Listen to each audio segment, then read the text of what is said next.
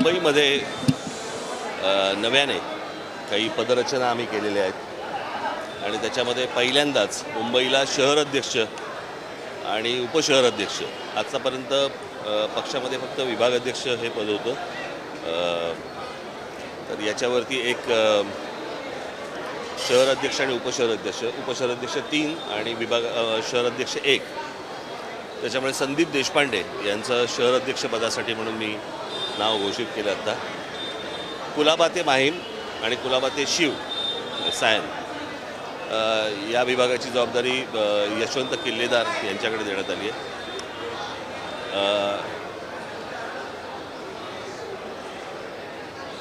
पश्चिमेकडचा भाग म्हणजे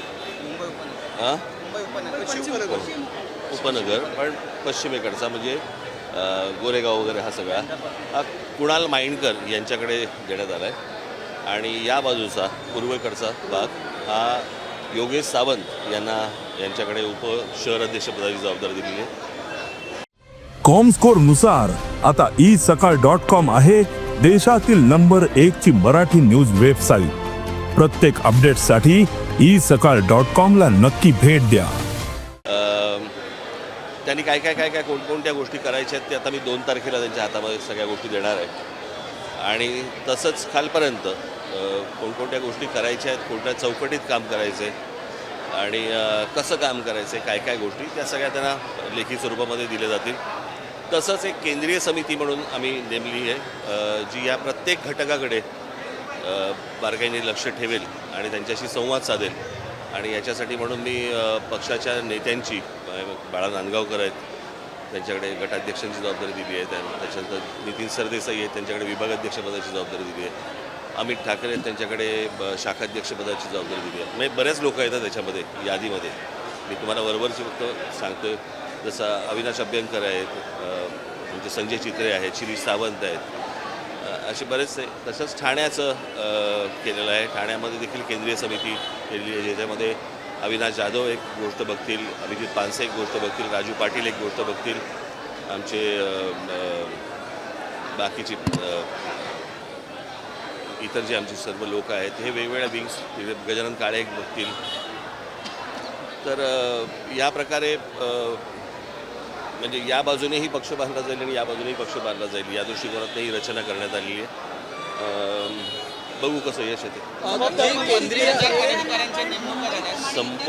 संपूर्ण महाराष्ट्राला ही रचना लावण्यात येणार आहे. आत्ता पहिल्यांदा मुंबईने ठाणा केलं आहे, फक्त ठाणा, म्हणजे पालघर पण नाही. तर त्याच्यामुळे ही आत्ता फक्त मुंबई आणि ठाण्याला केलेलं आहे आणि साधारणपणे एप्रिल-मे मध्ये बाकीच्या संपूर्ण महाराष्ट्राला ही रचना होईल. ज्या केंद्रीय समितीची निवड करण्यात आलेली आहे, या केंद्रीय समितींना अधिकार पद निवडण्याचा असणार आहे का? ज्या केंद्रीय समित्यांचं नेतृत्व ज्यांच्याकडे दिलं आहे त्यांच्या, मला सांगून नक्की, परंतु तो निर्णय त्यांचा असेल. आणि पण मला त्यांनी त्याच्यामध्ये ते सगळे नमूद केलेलं आहे गोष्टी की एखाद्याला का काढला आहे आणि एखाद्याला का नेमलं आहे याचं कारण मला लागेल. तुम्हाला वाटतं जबाबदारी निश्चित होईल? कारण तुम्ही ज्या प्रकारे भाषण करता, तुमच्याकडून लोकांच्या अपेक्षा आहेत, गर्दी खूप होते, मात्र मतपरिवर्तन ते कुठेतरी होत नव्हतं. याचं कारण तुमचा राजकारणाचा अभ्यास कमी असल्यामुळे तुम्हाला हे प्रश्न पडतात. कळलं का? मला असं वाटतं वाजपेयी पण छान बोलायचे, पण सत्ता खूप नंतर आली. कळलं का? आणि बाळासाहेबांच्या बाबतीतही तसंच झालं आहे. त्याच्यामुळे तुमचा राजकारणाचा अभ्यास झाला की आपण तुमच्याशी चर्चा करू. सर, एक विशेष तंबी सुद्धा देण्यात आलेली आहे काय? जातीयवादी किंवा 30 तारखेला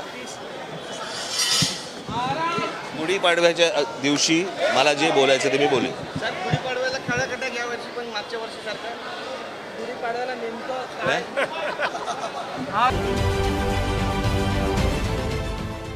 देश विदेशातील प्रत्येक घडामोडींचे लाईव्ह अपडेट मिळवण्यासाठी आता साम टीव्हीच्या सर्व सोशल मीडिया प्लॅटफॉर्मला लाईक, फॉलो आणि सबस्क्राईब करा. तसंच सर्व नोटिफिकेशनसाठी बेल आयकॉन प्रेस करायला विसरू नका.